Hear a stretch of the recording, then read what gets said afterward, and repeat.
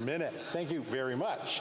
Oral questions. Question orale. The honourable member for Leeds, Grenville, Thousand Islands, Rideau Lakes. This Prime Minister thinks that if you're afraid of your neighbour, you might forget that you can't afford your rent, to feed yourself, or to heat your home. But don't take my word for it. The Liberal MP for Louis Hébert has called out this divide and conquer strategy. He said, it's time to stop dividing Canadians and stop pitting one part of the population against the other.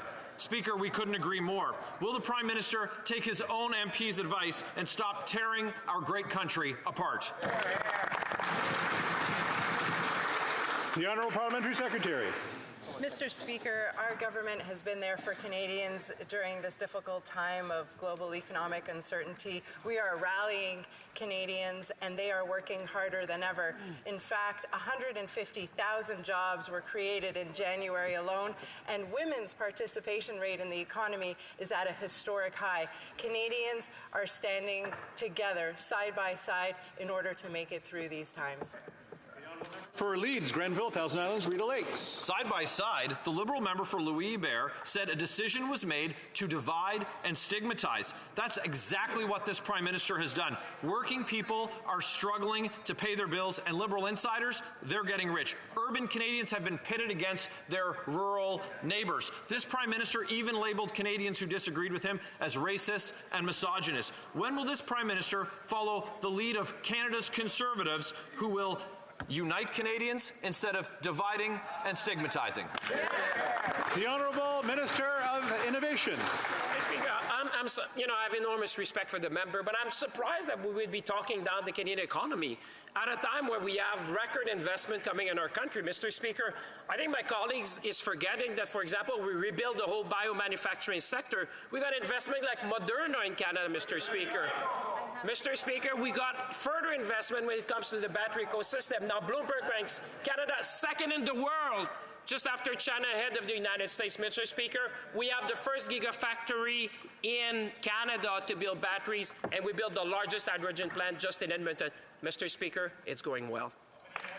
Member for Leeds, Grenville, Thousand Islands, Rideau Lakes. Well, I don't think that the people who can't afford to feed themselves or heat their homes, who've experienced their rent or mortgage doubling, the 20% of Canadians who are skipping meals, the 1.5 million Canadians who are lined up at food banks would say that it's going well. But that's the tactic from these Liberals. They tell you that even though you can't afford to feed yourself, you've never had it so good. Let them eat cake, this Prime Minister says. The Liberal member for Louis Hébert said it's time to stop with the divisions and the distractions like that one. It's time to use positive, not coercive methods. It's time to unite. And that's what Conservatives will do, from Victoria, BC to Victoria by the Sea. When are they going to follow our lead? The Honourable Parliamentary Secretary, the Minister of Tourism. Mr. Speaker, I think Canadians see that this particular Conservative Party has zero credibility on the economy. Their economic policy can be summed up by gutting the Canada Pension Plan, gutting employment insurance, abandoning our fight against climate change, and of course, investing in cryptocurrency as a way to opt out of inflation. It is entirely irresponsible, Mr. Speaker.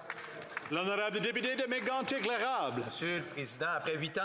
Mr. Speaker, after 8 years with this Liberal Prime Minister, his policies to divide Canadians have only succeeded in breaking everything he touches. The Prime Minister thinks that by dividing Canadians, that they'll forget that groceries are more expensive, that families can't make ends meet, that many youth have given up their dream to ever own a home. The member for Louis Hébert said that a decision was made by their government to divide and stigmatize. Why have the Liberals have decided that it's best to divide and conquer? The Honourable Parliamentary Secretary. Mr. Speaker, it's difficult to hear from politicians who claim that we're using division and who use it themselves. Every political party should be acting as a unifier. We should all be working together. We should all recognize that we have different positions, but that we can work together.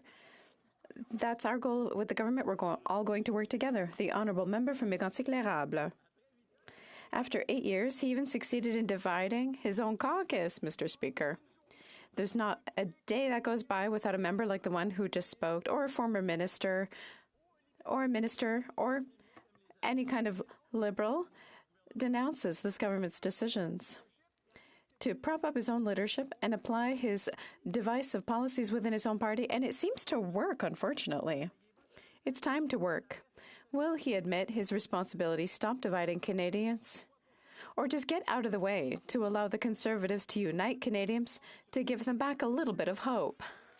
The Honourable Parliamentary Secretary. Mr. Speaker, let's talk about responsibility. The Conservative economic policy can be summarized as abandoning our fight against the climate crisis, attacking EI, attacking support for seniors, and suggest that Canadians invest in cryptocurrency.